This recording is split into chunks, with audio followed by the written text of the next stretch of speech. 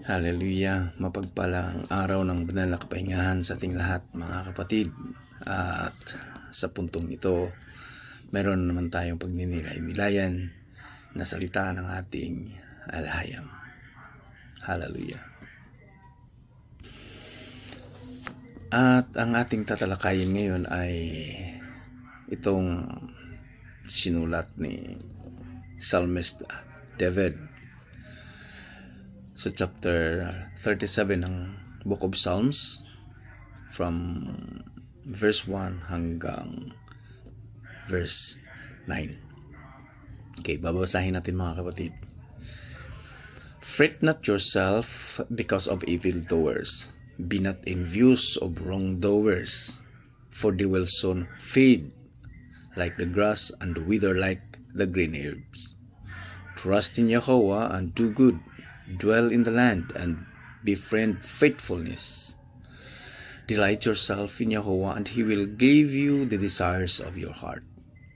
Commit your way to Yahweh. Trust in Him, and He will act.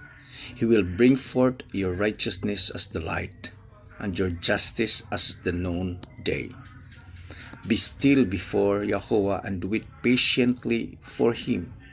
Fret not yourself over the one who prospers in his way, over the man who carries out evil devices.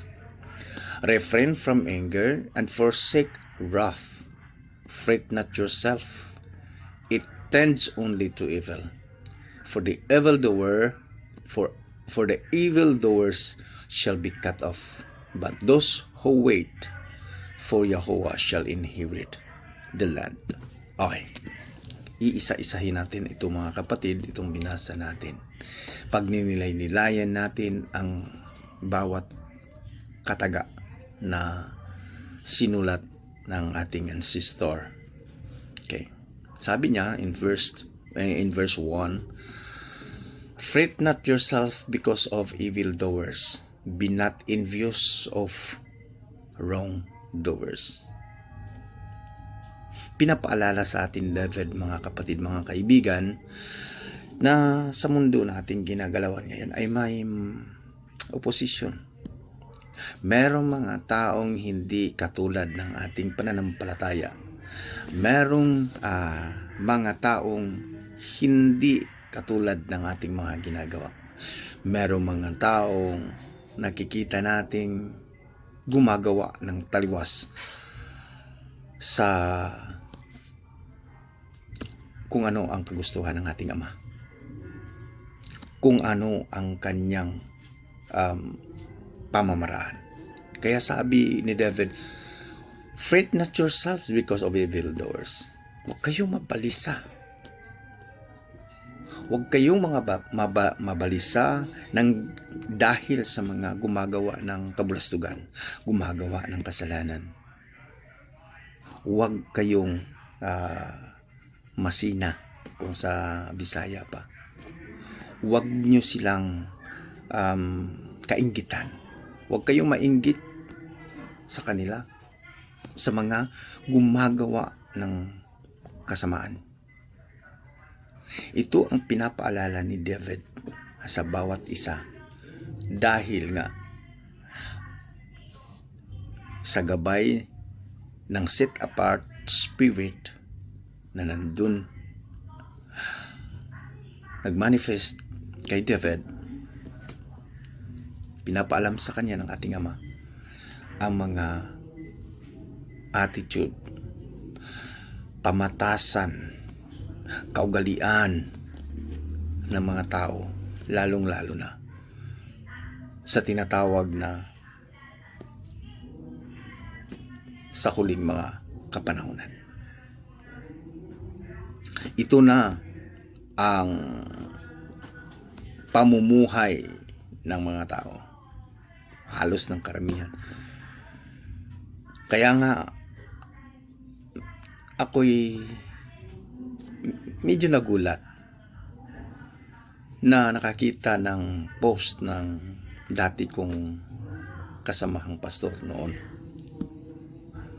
Nagpost siya ng talata, specifically in the book of Revelation, At ang caption niya na bakit daw mababalisa ang mga mananampalataya sa tinatawag na kung sino man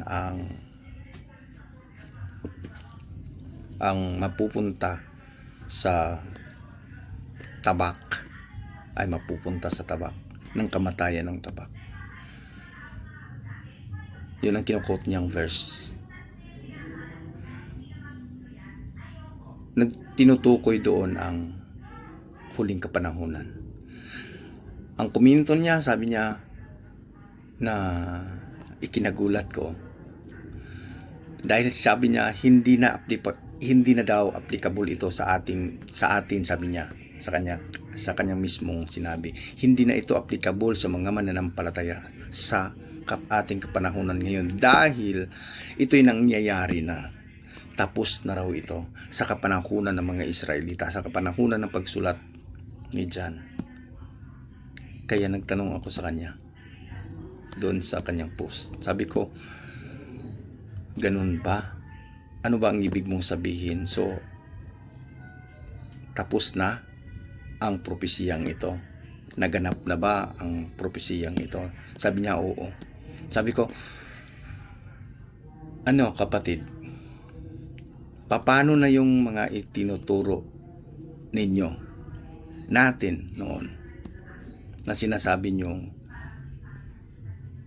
the last days of the end times na kailangan nating paghandaan upang hindi tayo mapariwara. Maghanda tayo upang magiging matatag bilang mga mananampalataya. Ang sagot niya sa akin ay wala na yun. Sorry, nagkamali kami noon ng pagtuturo ng ganun. Sabi ko sa kanya, ay kailangan ninyong balikan at kailangan ninyong ituturo at humingi ng paumanhin sa mga brothers and sisters na tinuturuan nyo ng gano'n noon kung ang ibig mong sabihin ay nagkamali kayo. Sabi ko sa kanya. Which is, medyo nga nagulat ako dahil they are claiming that they are in the path of righteousness. They are claiming that they are teaching what is the truth concerning the scriptures. But for now, kinagulat natin ang kanyang sinabi, ang kanyang ipinupost sa social media na tapos na raw at hindi na tayo bahagi, ang mga tao ngayon ay hindi na bahagi sa propesiyang iyon. Kaya naiko-correlate ko dito sa ating binasa ngayon, mga kapatid, mga kaibigan, na yung mga babala talaga ng ating mga ancestors, ng ating mga brothers and sisters in the Messiah, kahit sa tura pa lang. Kaya pinapahintulot ng ating Ama, ng ating dakilang Ama, na mababasa natin, matutunghayan natin ang mga kataga, ang mga salita na kailangan ng mga mananampalataya. Dahil maraming mga kaganapan ang magaganap na ite-twist ng oposisyon kung anuman ang positibong inilalahad ng ating alahayam through His people. Kaya wag kayong mabalisa, sabi ni David, fret not yourselves because of evildoers. I am not saying that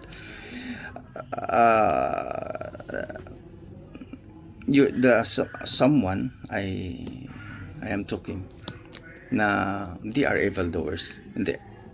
What I mean,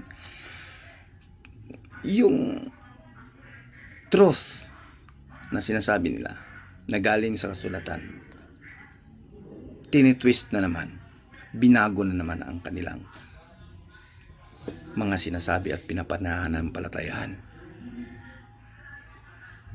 So nakaka-alarma, kumbaga. Kaya mga kapatid, mga kaibigan, tama ang sinasabi ni Pablo that be still in 1 Corinthians chapter 15, sa kanyang huling mga bahagi na sinulat sa 1 Corinthians, sinabi niya na kailangan kayong magpakatatag.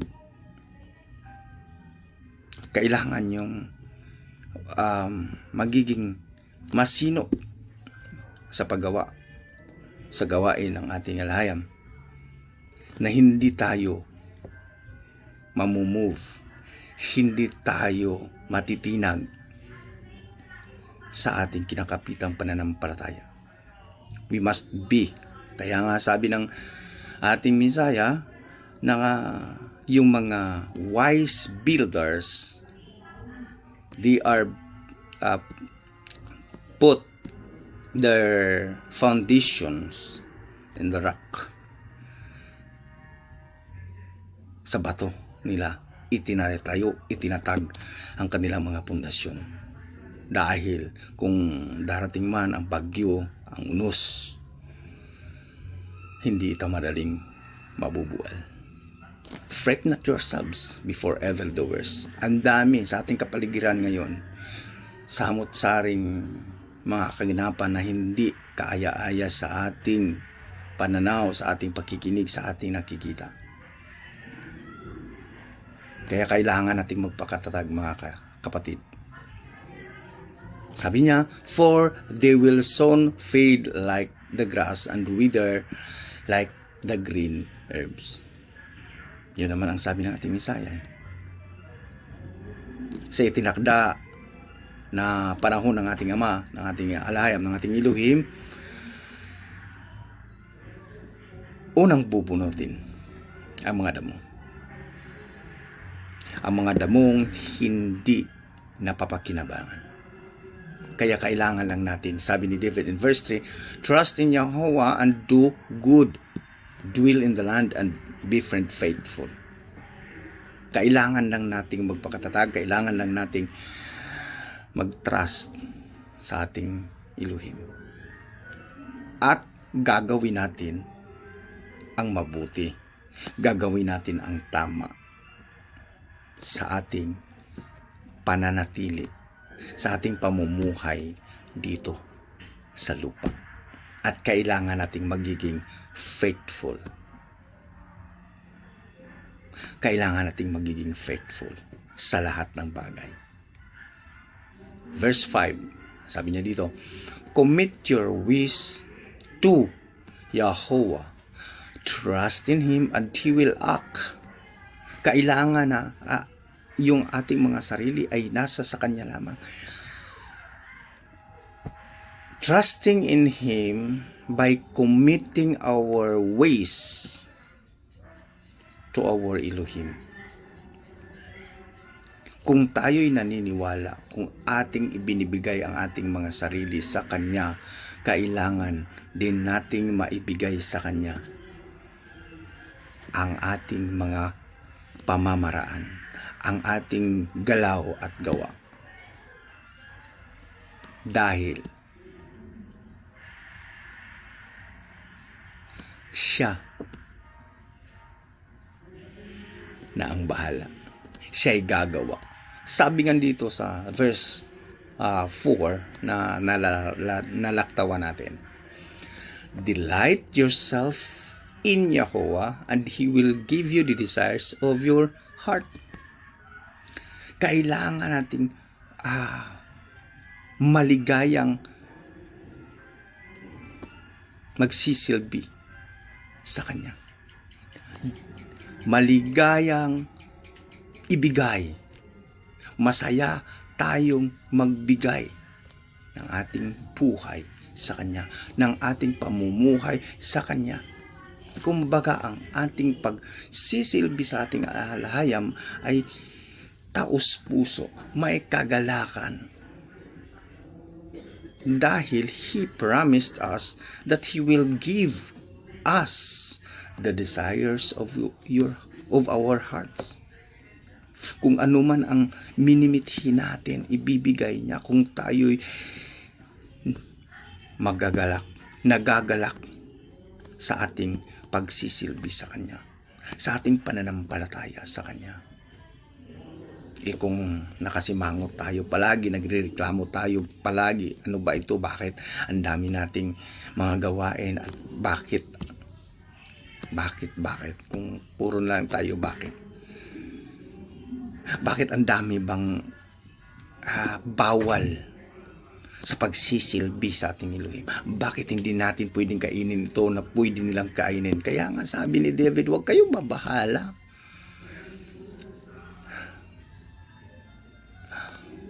Huwag niyong do not envy to the evildoers, to the wrongdoers. Hindi tayo makikisali. Hindi natin gagawin. Set apart. Yun ang sinasabi sa Romans chapter 12. Kailangan meron tayong level na hindi tayo kapareho. Ang nanaisin natin ay ang mga bagay na ikakatuwa ng ating Ama. Ang nanaisin natin ay ang mga bagay na naaayon sa kanyang kalooban. Commit your wish to Jehovah. Trust in Him and He will act. So kailangan nating mananalig sa Kanya. Pananalig ng buong puso at katapatan sa kahit anong larangan na ating sinasalihan, sa kahit anong larangan na ating sinasalihan at ginagawa. He will act if we commit ourselves before Him and trusting in Him fully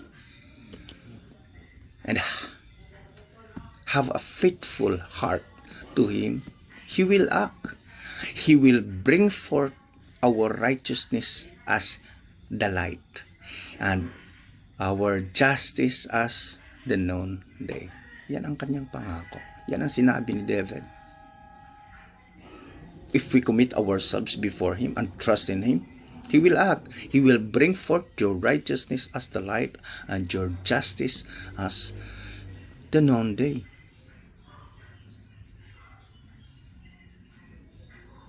Maliwanag pa sa sikat ng araw ang pagiging ganap natin at ang hustisya. Verse 7, be still before Jehovah and wait patiently for Him. Fret not yourselves over the one who prosper in his ways. Sabi dito, be still. Kailangan natin tumayo ng matatag. Kailangan natin magpakatatag. Nothing can move us by trusting our Elohim. And we must wait patiently for Him. By the way, merong ibang kahulugan itong tinatawag na wait. W-E-I-T. Ang pagkasali nito sa Tagalog o sa Bisaya o sa Tagalog, wait is mag-aantay. Mag-aantay, maghihintay. Sa Bisaya, maghulat. Wait patiently for Him. Pero merong isang bagay, isang kahulugan na ating titingnan ngayon mga kapatid. Itong tinatawag na waiting. Wait before Him. Wait patiently. Nang may ano yan sa Tagalog yung patient? Hallelujah. Wait patiently. Yung pag-aantay na may pagtitiis. Yun ang isang kahulugan at common na kahulugan Hallelujah.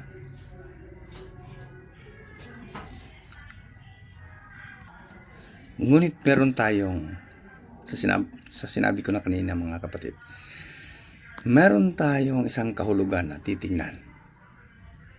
Ibabase natin ito sa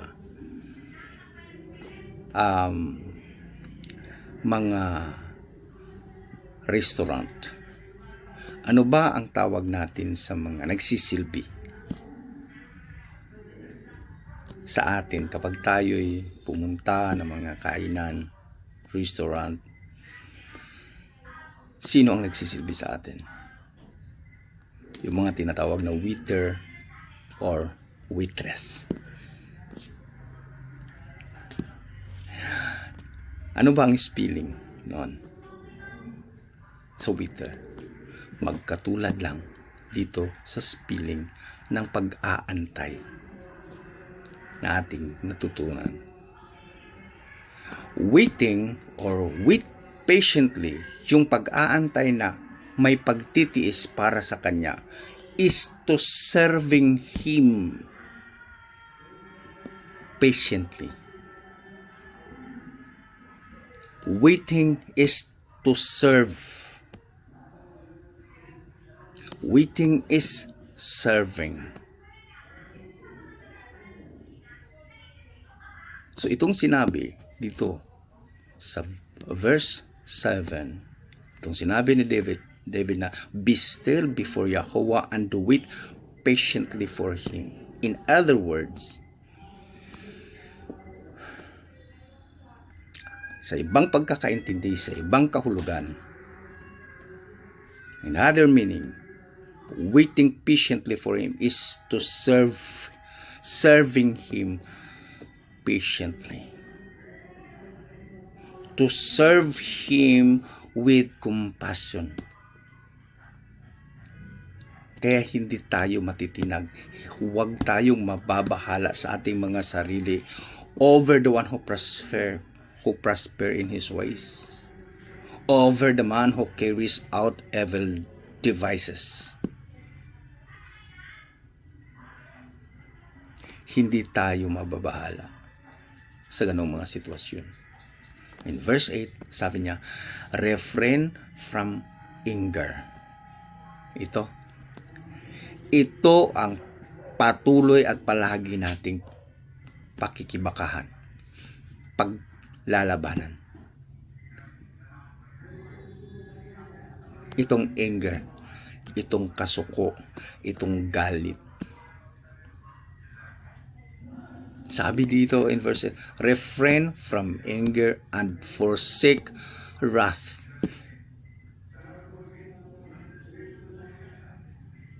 Kailangan nating mapipigilan ang galit. Dahil ang galit, kung ito ay mananahan sa ating mga puso, sa ating isipan at puso, hahantong ito ng puot, hatred. Huwag kang mabahala sa iyong sarili dahil ito'y magdadala lamang sa atin ng kapahamakan. For the evildoers shall be cut off, but those who wait for Yahweh shall inherit the land. Sabi dito, dahil ang mga manggagawa ng kasamaan, ang gumagawa ng kasamaan, ay mawawala. Yun ang sabi ng ating ancestor. Yun ang sabi ni David. Kailangan mailalagay natin sa ating mga isipan na yung mga gumagawa ng kasamaan, yung mga gumagawa ng kasalanan ay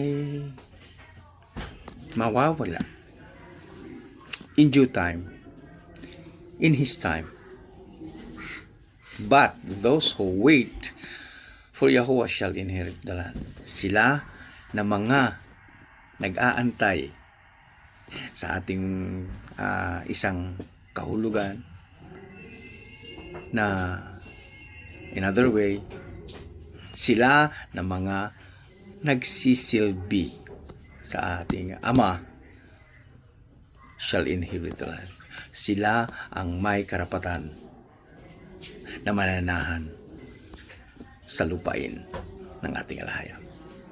Kaya mga kapatid, mga kaibigan, sa ating patuloy na pakikibaka, sa ating patuloy na pamumuhay, paglalakbay sa lupang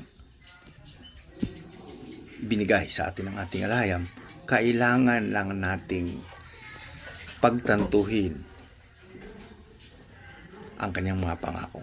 Sinabi niya, paulit-ulit niyang sinabi sa kanyang mga lipi, I will never leave you nor forsake you. Patuloy niyang sinasabi ito sa kanyang mga lipi. Hindi ko kayo pababayaan. Hindi ko kayo iiwanan. Kaya kailangan nating mag-trust. Kailangan natin na maniniwala sa ating pananampalataya, sa ating paniniwala, sa ating alahayam, sa ating Elohim. Whatever it takes, we must be still, we must be steadfast, and we must be strong. Nothing can move us from our faith to Elohim. Hallelujah. Kaya mga kapatid, sana nakapagbigay na naman tayo ng encouragement sa bawat isa sa atin, sa bawat isa na mga mananampalataya. To our brothers and sisters, be strong in Yahuwah. And we must delight ourselves before Him, and we know that He will give the desires of our hearts. Hallelujah. Happy Sabbath once again sa ating lahat, mga kapatid. Hallelujah. I love you all, and Baruch be blessed. Shalom.